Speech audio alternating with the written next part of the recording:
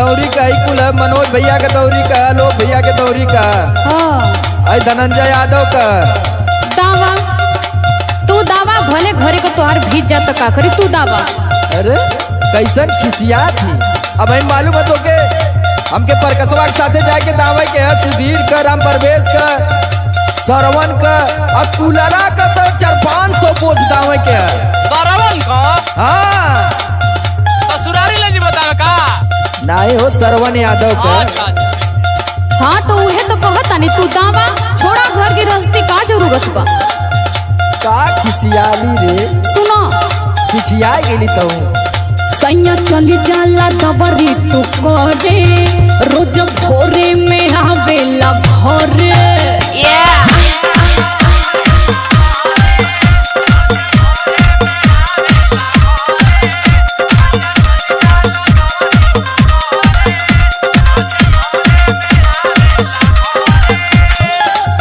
तो का फेविकोल मती नरदम तो से चपकल रही।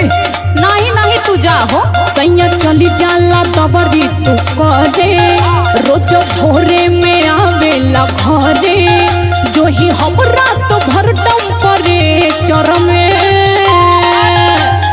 गलबूचे ऐसे परे सर में तो फंस जाई लूंगी थारे सर में।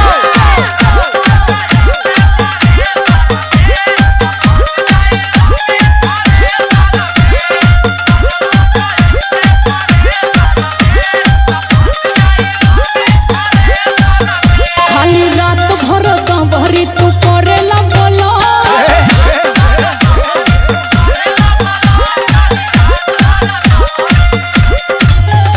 ओके छोड़ कुछ आवरे ना करेला बोलो, ओके छोड़ कुछ आवरे ना करेला बोलो, खाली रात भर दबरी तू।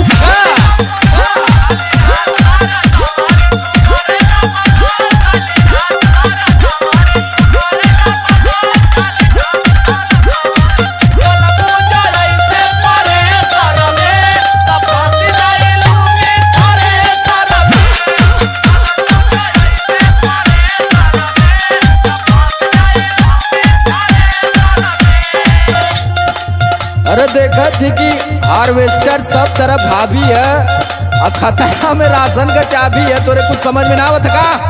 बचावा बचावा जाए के 15 दिन से चबिए तो बचावत पड़त। घर की रस्ती तो से मतलब हो नहीं। और लियाओ कुछ खाइए, हम तर्द निकली, हमरे इतना सा टाइम थोड़ी है कि तो से बात करी हम। ना कले तो घोटाबू का। हाँ सुना सुनो ऐसे कर तू रात भर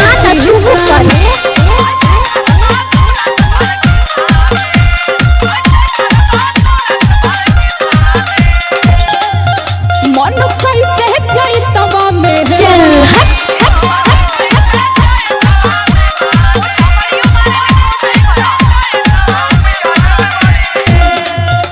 ऐसे कर तू रात भर के सहनी, मन कैसे जाई तवा में मानी, कबो दौड़ल न गाड़ी